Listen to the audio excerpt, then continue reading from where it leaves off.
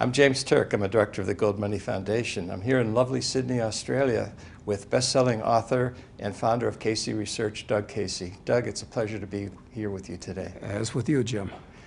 We're both speaking here in Sydney at the Minds and Money Conference. I'd like to start out, if you could just sort of summarize some of the conclusions and thoughts that you had in your presentation this morning. Well, I've actually got my notes in my pocket, but it would be inappropriate for me to read from my notes in this interview. Essentially, what I told these people, as I put my thoughts together to do my speech, I didn't really know which way I was going to go, but they asked me to answer several questions. And as I addressed the questions that the promoters of the show wanted me to answer, I was forced to crystallize my thoughts. And I think that the mining business as a whole is very problematical. I've always felt somewhat sheepish saying that I'm around the mining business because people think you're stupid. I mean, it's a 19th century choo-choo train business where you're moving dirt at a time when everybody else is developing magic technologies and so forth. And it's a tough business because people have been looking for minerals forever, and most of the big deposits, rich deposits of everything, have mostly been discovered.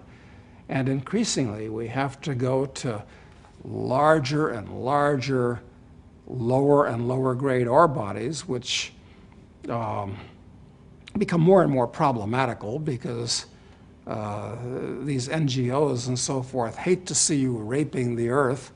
So it's a terrible business, actually. And especially getting into the business now after commodity prices have been in a 10-year boom.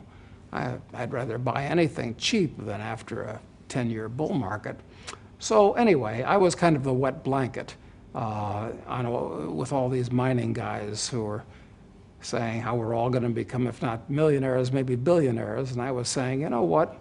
We've had a good long party already. Maybe we should chill it a little bit. So that was the essence of what I said. Despite all of the issues, the political issues, the environmental issues, the NGOs and everything else, you still think there's a boom in the mining stocks coming? I do, because I've been involved in this sector since 1971, really. And in that time, I've seen more than a half a dozen real booms where the market as a whole for junior mining stocks has gone up roughly 1,000% and subsequently fallen roughly 95%. They fall more than they go up because most of them are intrinsically worthless, these stocks. And I think with the governments all around the world creating trillions of currency units in a futile attempt to prop up the old economy, some of those trillions of currency units are going to find their way into commodities, particularly gold, and some of that money is going to find its way into these junior mining companies, which are actually the most volatile securities on the face of the earth, more volatile than the internet stocks ever were. So I think there's an excellent chance, notwithstanding the fact that mining is a lousy business, I think there's an excellent chance that we're going to see a real bubble in these mining stocks, and it could be the biggest one ever. Now, do you mean all mining stocks, or do you mean just the juniors? When you say juniors, how do you define that? Are the smaller producers or just the pre-production companies? Well, as you recognize, first of all, there's about 5,000 so-called mining companies in the world, more or less. That's a rough number.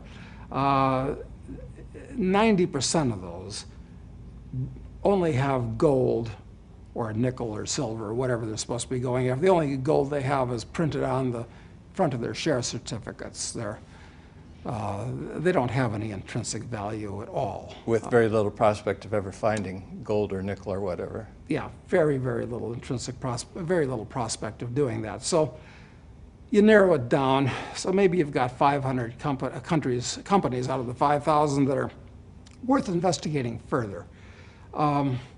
At this stage, though, I don't want companies that are just a hope and a dream and a promotion. I don't want a company that, as Mark Twain says, is a hole in the ground with a liar at the entrance, which is how he defined a gold mine.